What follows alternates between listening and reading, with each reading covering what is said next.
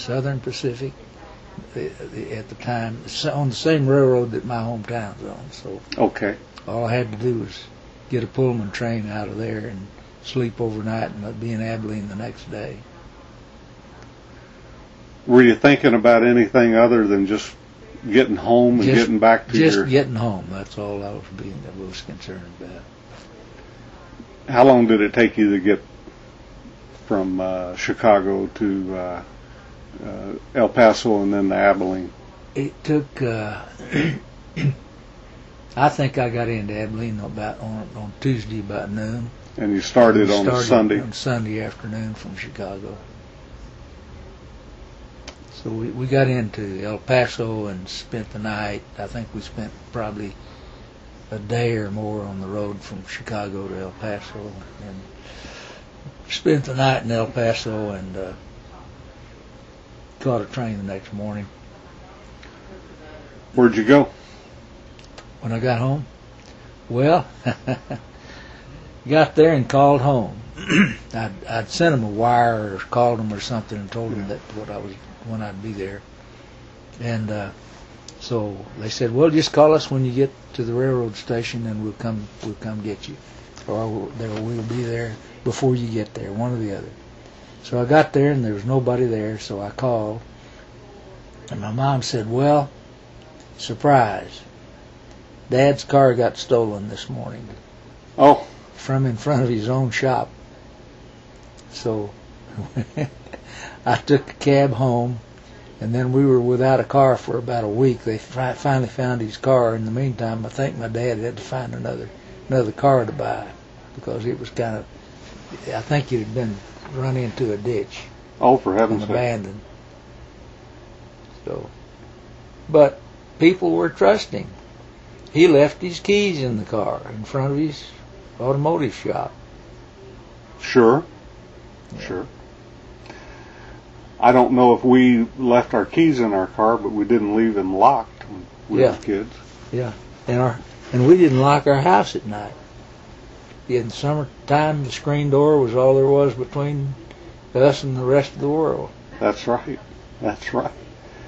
And if I remember that old 55 or 56 Chevrolet, you didn't have to have a key to start it. It just had to be left and unlocked. Yeah. You could have it turned off but not locked, and then you could just thumb it over until the ignition started. Yeah, you're right. I'd forgotten about that. But anyway. Well, you made it home, and you met up with your parents. Where was Uncle Earl during all? He, some months earlier than that, had to bail out of an airplane out on the other side of El Paso in the mountains. I don't know whether you were with me yesterday when somebody was talking about it.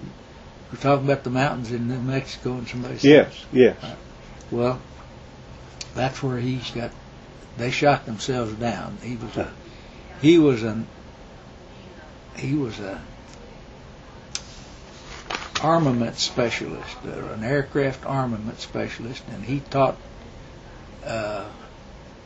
combat crews how to fire their guns in the air they'd go out on the range and fire it at targets that were being drugged by a little plane ahead of them. Anyway, they had been out and done their target practice for the day and were turned around to go home back to El Paso, and they stowed their guns in whatever the stow position was for flying out, and they were supposed to not be able to be stowed in a position that was pointing at any part of the aircraft. Well, these guns were hot. They had ammunition in them, and one shell cooked off in one of the guns, and it hit the engine, set the plane on fire.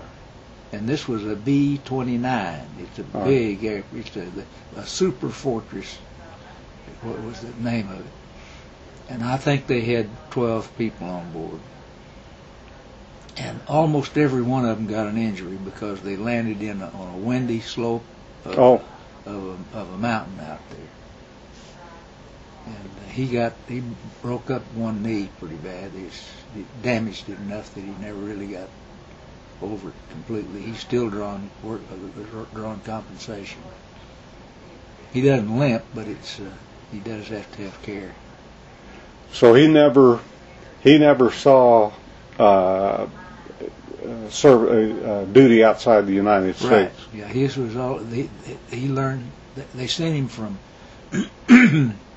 from the air base where he was in Texas, where he got washed out for flying under a cable in a canyon.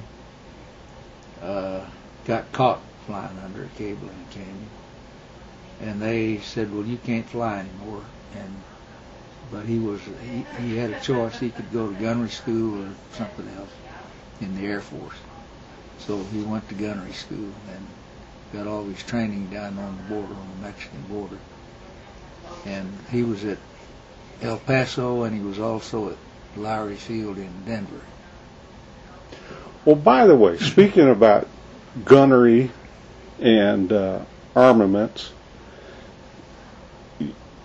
throughout all of the reading about B-17s and what they were equipped with besides bomb loads, you always read about a 50 caliber machine gun. Mm-hmm. They were just ubiquitous. They were all over these planes. Yeah. Explain what a 50 caliber bullet, what that shell looks like. What size it is, well, if there's anything you could compare it to. It's about 3 inches long, and it has the traditional rifle cartridge shape. It has the powder magazine in it has a bigger diameter than the point, the slug at the other end, mm-hmm. and it's about 3 inches long.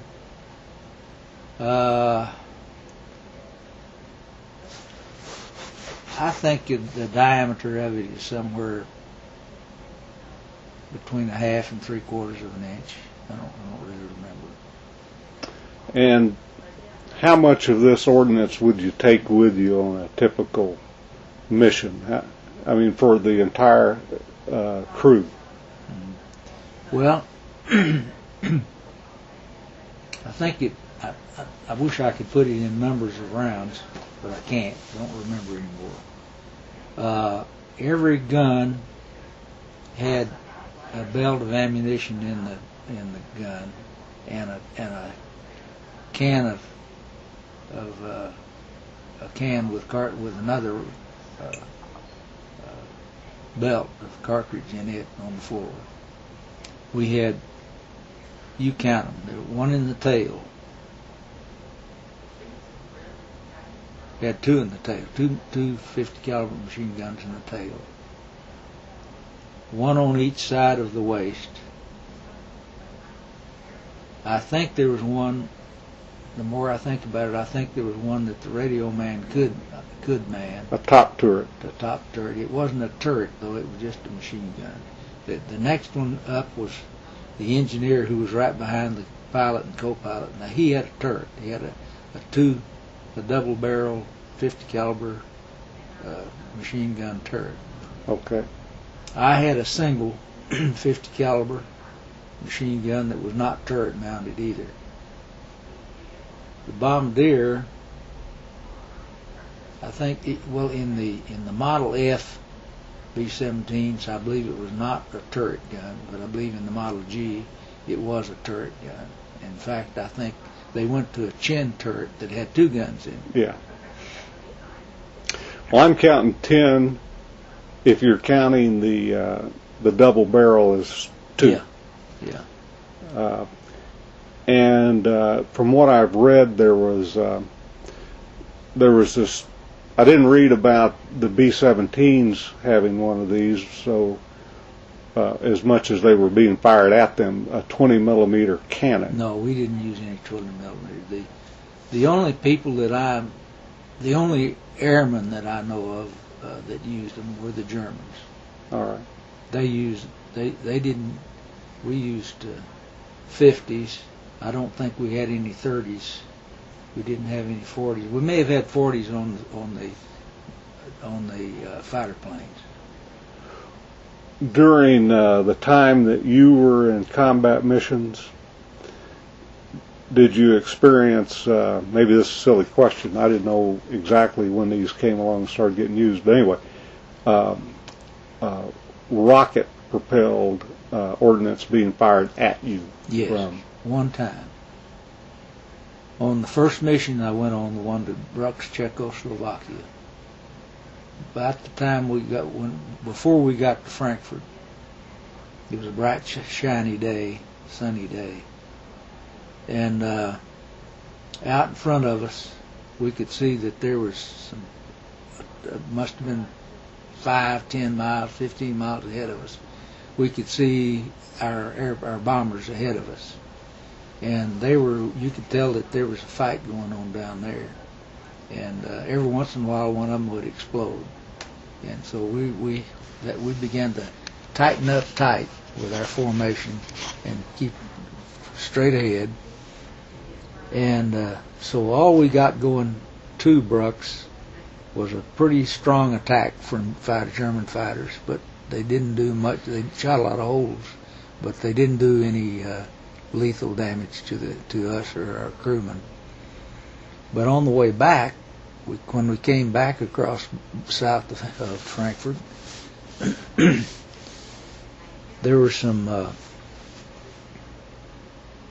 I believe it was some FW-190s that were lying back out of 50 caliber machine gun range, but they had rockets, and it was in the beginning of aerial combat with rockets, and they weren't very accurate, and what they were trying to do was lob one up into the formation where we could get some damage, maybe knock a plane or two down.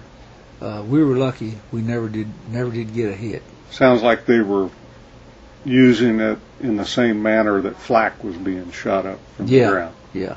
Not being targeted at any particular plane, but just lob it out there. Lob it out there. Plan for it to get into the formation or above it. The whole I guess it's a whole other story about this evolution of fighter aircraft capability that was able to support you and protect you from bomb runs. But what was the typical fighter escort during the time that you were there? P-51s and P-47s. Okay. Now, there may have been a P-38, but I don't remember ever seeing one. Had those been kind of made obsolete by that? They'd been phased out by the time I got to fly. And a P-47 and a P-51, were these capable of maybe through what am I trying to say, relay?